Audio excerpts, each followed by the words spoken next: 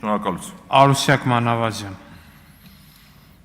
Պարոն Ֆարմանյան, իհարկե ձեզ լսում եմ շատ հարցերի պատասխաններին շատ զարմանք եմ ապրում, այնուամենայնիվ ելույթով կանրադառնամ, բայց հիմա ինձ Տիկին Վարդանյանի հարցից հարց է առաջացել ձեր հայտարարագիրը տեսնելուց։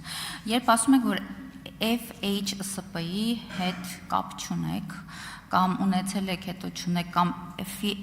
HLSP-ի հետ չգիտեմ։ Հիմա այստեղ ձեր հայտարարագրում տեսնում եմ, որ դուք 882,000 եկամուտ եք ստացել, ենթադրաբար դա նշել եք, ենթադրաբար չէ, հստակ նշել եք աշխատավարձ։ Կարող եմ ենթադրել, որ նվազագույն աշխատավարձ եք ձևակերպել եւ ստացել եք 1 տարի նվազագույն աշխատավարձ այդտեղ։ Հետո գրել եք փոխառություն 41,795,000։ Կարող եմ ենթադրել, որ դուք խուսափել եք հարկերից, բարձր աշխատավարձ ձեզ գրելուց եւ փոխառություն եք ձևակերպել։ Եթե ոչ, մյուս տարվա կամ ձեր հիմնական հայտարարագրում վերադարձը կտեսնեմ այս փոխառության։ Եթե ժամանակ ունեմ, երկրորդ հարցս էլ հնչեցնեմ։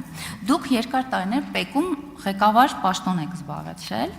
եւ կարող եմ հիշեցնել ձեր պաշտոնավարման տարիներին ՊԵԿ-ում համակարգային կոռուպցիայի կամ ստվերային շրջանառության դեմ պայքարի գոնե մեկ դեպք։ Երբ բարձրացրել եք այդ խնդրի մասին կամ այդ մասին խոսել եք, թե ուղղակի ձեզ այդ ժամանակաշրջանի բարքերը եւ ամեն ինչ բավարարել են։ Շնորհակալ եմ հարցի համար, Տիկին Մանավազյան, ես այնքան միամիտ մարդ չեմ, որ գալով ազգային ժողով, ուրեմն չմտածեի, որ այսպիսի հարցեր ինձ հնչելու են եւ ուրեմն նորմալ կընդունեի այն պարագան, երբ օրինակ հայտարարագրում որևէ տվյալ ներկայացած չլինեի եւ դա հայտնաբերվեր։ Ես կհամարեի, որ ես խաբել եմ։ Հիմա դա իմ հայտարարագրում ներկայացրել եմ, դա այո համապատասխանում է իրականությանը, ասեմ, որ կա ուրեմն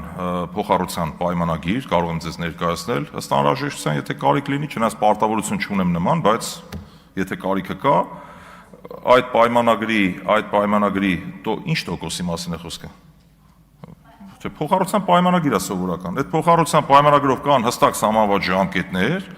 օրենքով սահմանված կարգով, այդ փոխառության ժամկետի ավարտից հետո գումարը հետ պետք է վերադարձվի։ Ինչի մասին է խոսքը։ Ինչ վերաբերում է դա առևտրային գաղտնիք է, ես նման պարտավորություն չունեմ ներկայացնելու թե փոխառության պայմանագիր ինչ մանրամասներ է պարունակում իր մեջ, ես կրկնում եմ, երբ մարդը հայտարարագրով ներկայացնում է այն ինչ որ կա,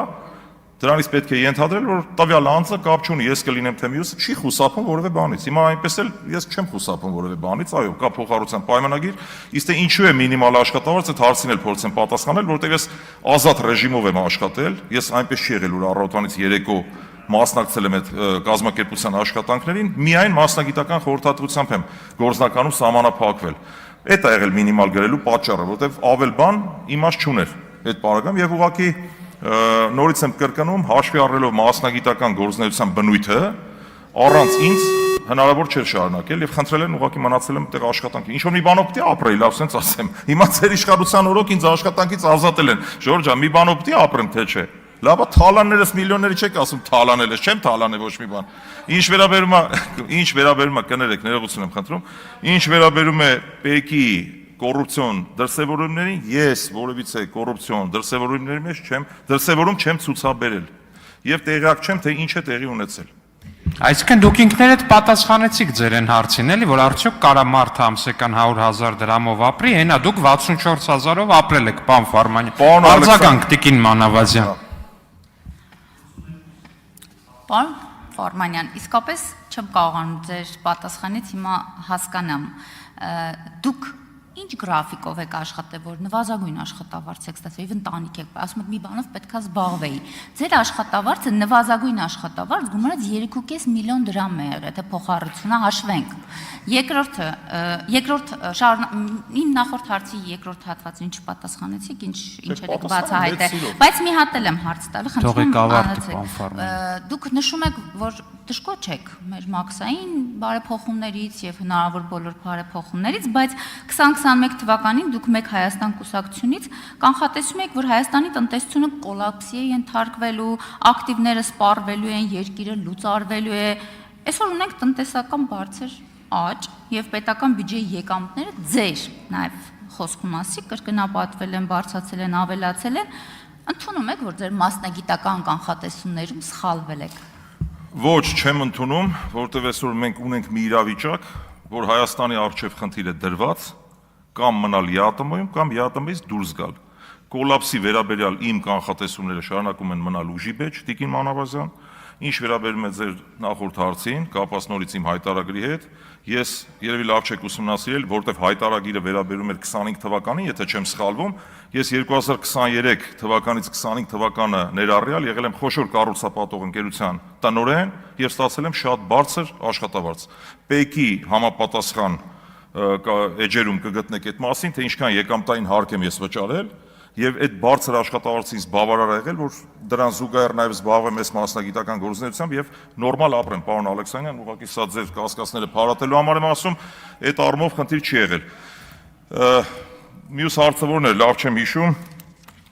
կարծեք թե սպառվեցին հարցերը։ Հա, եւ կոռուպցիայի մասին եք հարցը, ամենայն անկեղծությամբ, ես տեսեք, աշխատել եմ մեկ անգամ եւս վերհիշենք, հա, որտեղ եմ ես աշխատել, մեթոդաբանության բլոկում, ֆինանսների նախարարությունում, միջազգային հարաբերությունների վարչությունում, այդտեղ կոռուպցիա որտեղ եք տեսնում։ Հիմա ես եթե դուք հարց եք տալիս, թե ՊԵԿ համակարգում ինչ էր եղել, ես ազնվությամբ նման տեղեկությունների չեմ տիրապետում։ Ոչ էլ ինձ հետաքրքրում է ինչ է եղել։ Ընդհանուր ինչքանով դուք եք տիրապետում, այդքանով ես եմ տիրապետում։